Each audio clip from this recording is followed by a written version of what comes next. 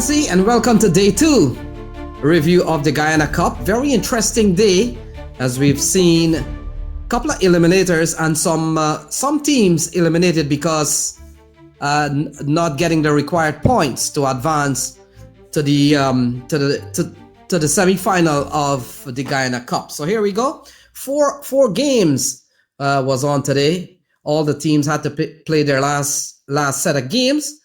Berbice got the best of the Long Island Raptors, 183-148. They win by 35 runs.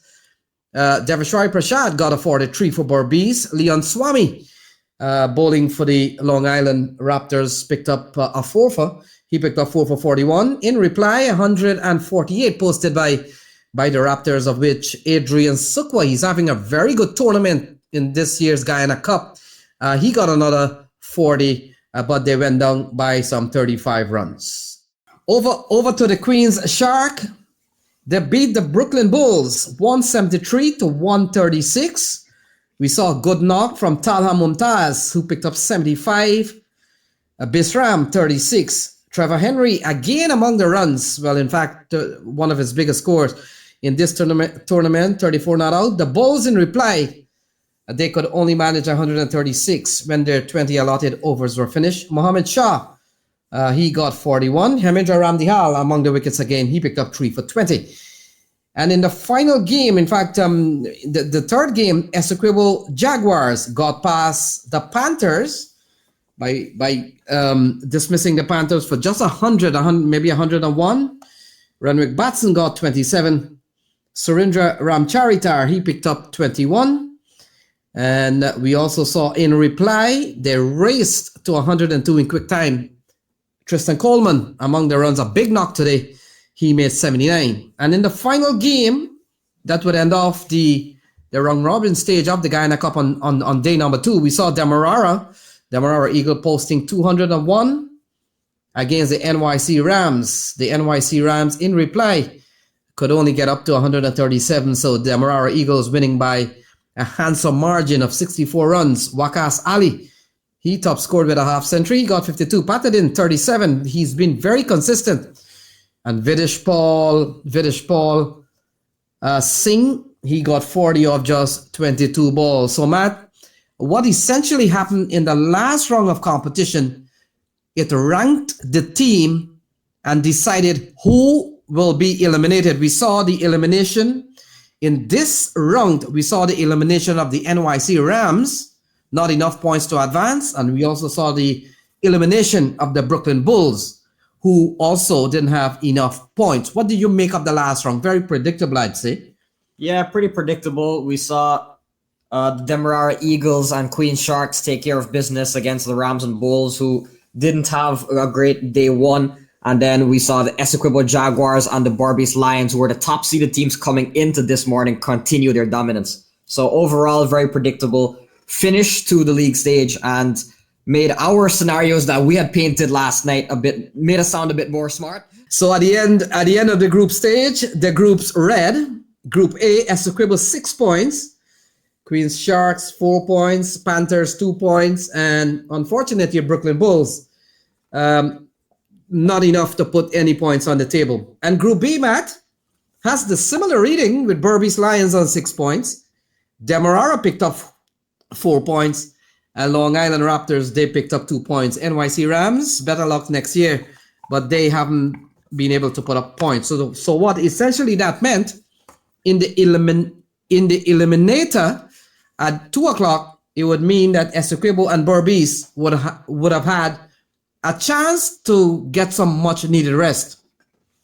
Yeah, and certainly the benefit of being the best in your group has allowed the Berbice Lions and Essequibo Jaguars the rest. We talked about how quickly this tournament comes and how quickly the turnover is between games. Not so much a problem when you succeed and you dominate at what you do. So we went straight over to the eliminator. The eliminator saw Demerara taking on the USA Guyana Panthers, Matt.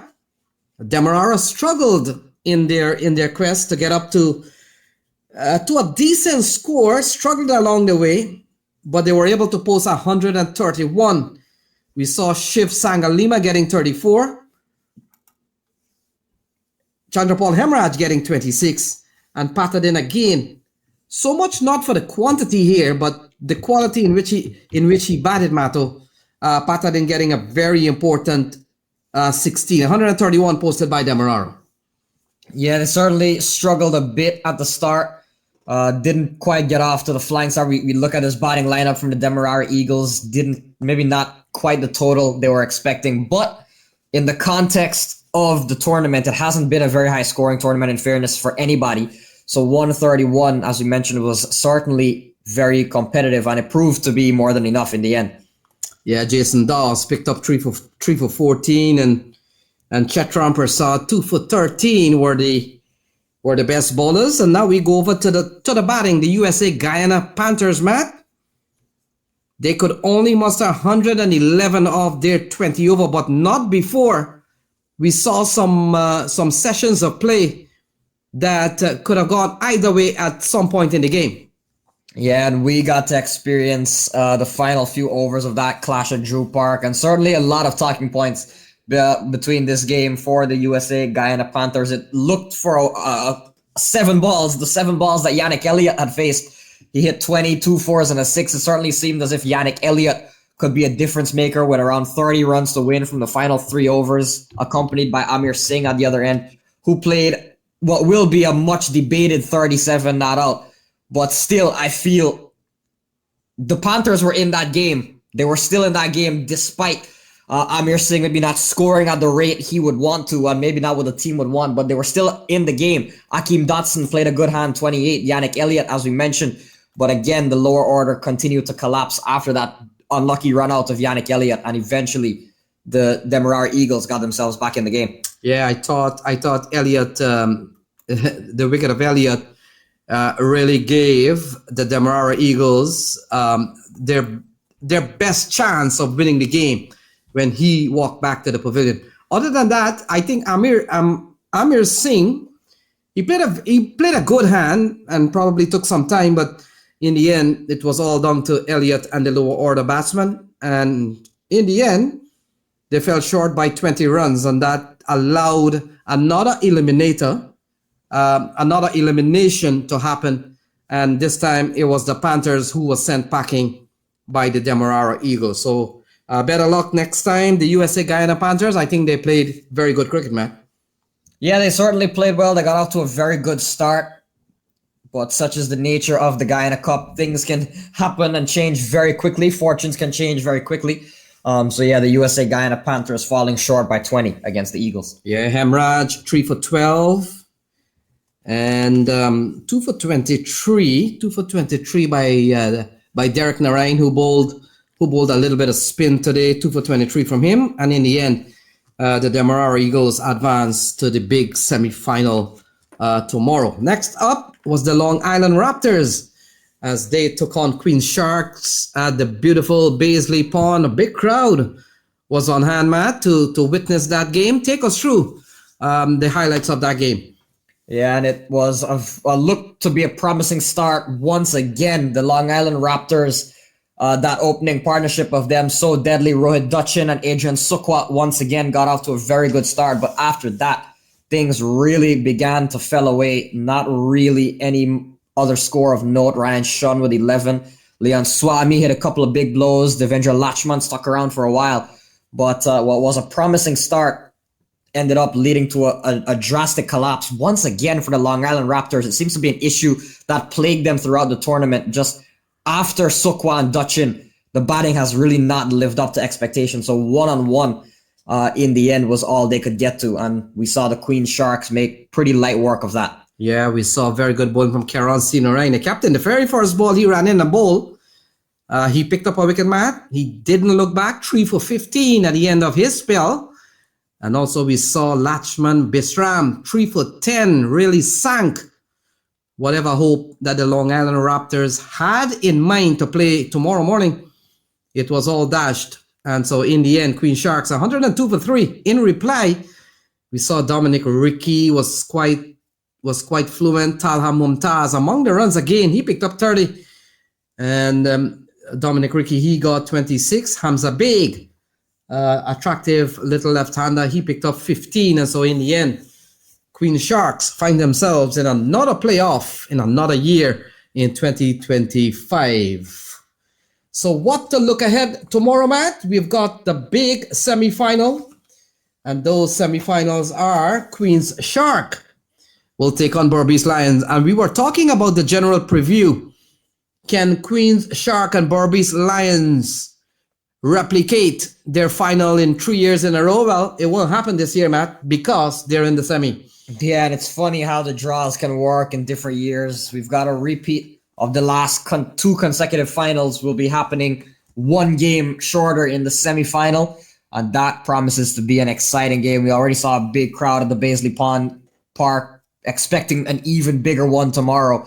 So the Berbice Lions and Queen's Sharks will certainly be a big contest. Essequibo Jaguars and Demerara Eagles as well at Drew Park. A red-hot Demerara Eagles coming off a couple of wins on the bounce versus the number one seed Essequibo Jaguars from their respective group. All right, Matt, we'll quickly preview what to look forward for in these four teams that are left. Queen's Sharks, their batting lineup?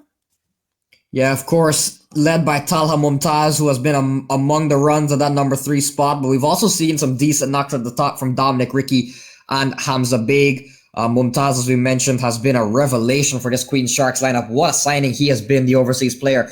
Ramdi Hall has gotten some runs as well. Kellen Carmichael was missing in action today, but having heard from a couple of the members of the squad, will be back for tomorrow.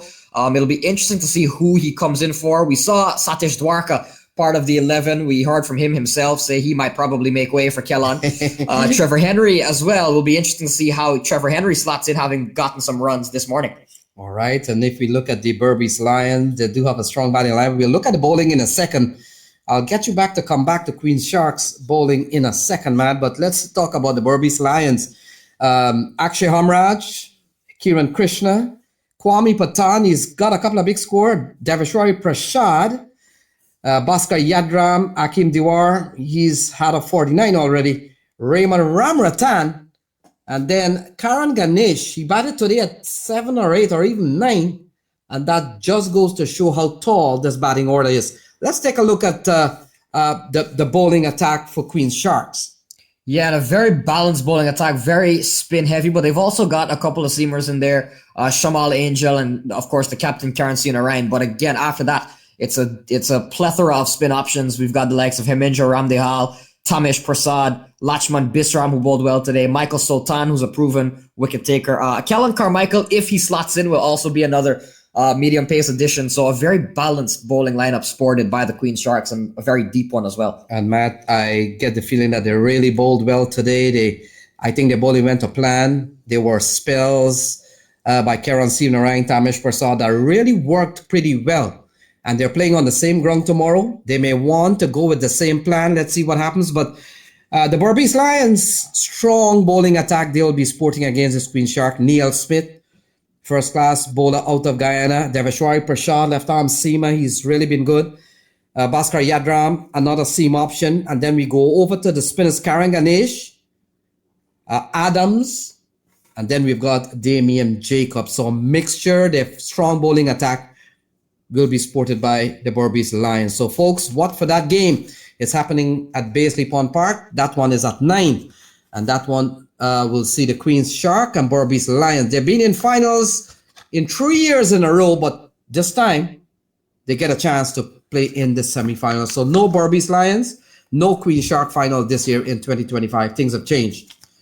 We go over to the Demerara Eagles and the Essequibo Jaguars, Matt. What to expect from the Demerara Eagles batting lineup?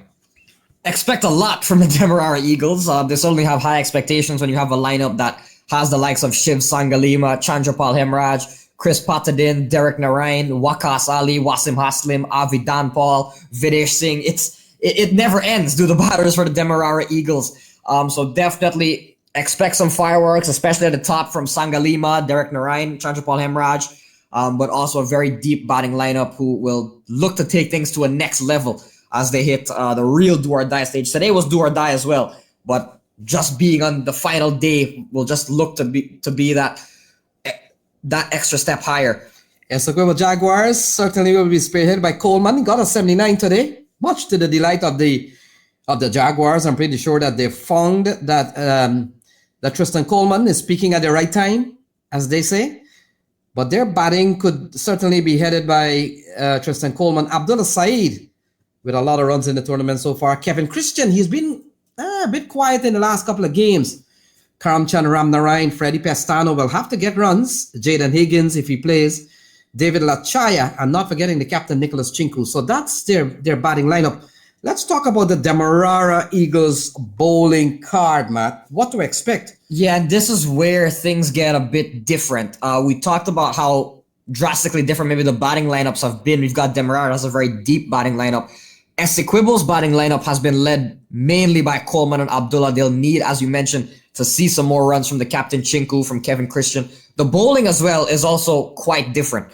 We've got a lot of bowling options, a lot of genuine bowling options here from the Essequibo Jaguars, the likes of the tall Ron Johnson, Keshram Siudan, Karamchand Ramnarine, two very good spinners, David Lachaya as well, who defended 10 in the first game, Keith Eddy, Nicholas Chinku, the captain, is another option. So, and then you look over to the Demerara Eagles, and it's been a talking point. We mentioned maybe just the lack of a genuine bowling option, a specialist bowling option. Beichu has been in and out of the team. Mark Tyrrell has not seen a lot of bowling lately. Maybe that's due to the surface. He didn't bowl again today. Chandrapal Hemraj, Avi Danpal, Videsh Singh primarily led spin attack. Wasim Haslam as well. We saw Derek Narayan bowl some spin today. Fuse Aziz has really been the only somewhat of a pace option. Fuse Aziz has done quite well so far in the tournament. So they'll be at Drew Park again tomorrow. We learned that the strategy was to bowl a lot of spin at the Drew Park surface, and hence the reason Tyrrell didn't get a lot of bowling. Maybe the reason Derek Narayan switched to some spin. If they are to win that game and go to the final at the Baisley Pond Park, it'll be interesting to see if or how different that strategy is. Yeah, you're right on that. Fuse Aziz has been the preferred seamer, and I want to think that's why Mark Tyrrell has been kept out of bowling for a bit. And look, I heard they were telling us today that Wasim Haslam will come back into the team, had to be away today. So he's going to form one of that bowling option, but I want to think tomorrow at Drew Park, in that 9 o'clock game, Haslam comes in and Mark Tyrrell goes out, because they're using Fuse Aziz as the seam option. However, Mark Tyrrell took 2 important catches today. And with that alone, I may want to think that Mark Tyrrell is in for tomorrow's game. Yeah, and it's certainly one you cannot drop Mark Tyrrell. At least that's what we were thinking, simply on the basis of fielding alone. Mark Tyrrell was a very big part of that win, especially towards the end when things were getting a bit dicey for the Demerara Eagles. Mark Tyrrell stepped up in the field. So definitely, it will be interesting to see where Wasim Haslam fits into the team again. So folks, Demerara Eagles will take on the Essequibo Jaguars, and that game will be played at Drew Park. That's Van Wyck and 115th Avenue. So you need to check that out at 9 o'clock. And then the other game, of course, we talked about that. Queen's Sharks will take on Berbice Lions, and that one will be played at Baisley Pond Park. A quick rundown of the batting stats, and we'll try to combine them all when the tournament is done. But for now, Talha Mumtaz, Matt, stands at the top of the table with 197 points. Rohit Dachin, 156 runs so far. Adrian Supwa with 140. Abdullah Saeed with 122. In the bowling department, led by Bhaskar Yadram with 10 wickets. We saw 8 wickets from Ramdihal and Jason Rooney as well. And then also 7 wickets, in fact, from Mario Laban. David Lachaya. So it's been a very good tournament for the bowlers. We've seen a lot of individual performances. Keshram Sihudan got 4 this morning as well. He might not be near the top of the list, but certainly a good day as well. Shout out to Keshram Sihudan.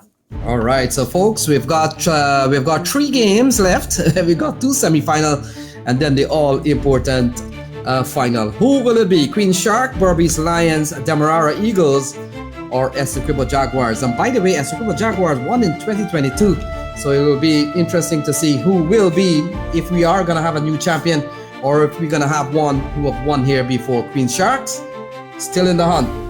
Berbice Lions is going to be a game, And then, of course, we've got Demerara and Essequibo. So that's it, folks. We'll see you tomorrow at the park, where the semifinals and the finals will come to an end and climax this big Guyana Cup. Until then, goodbye and good evening.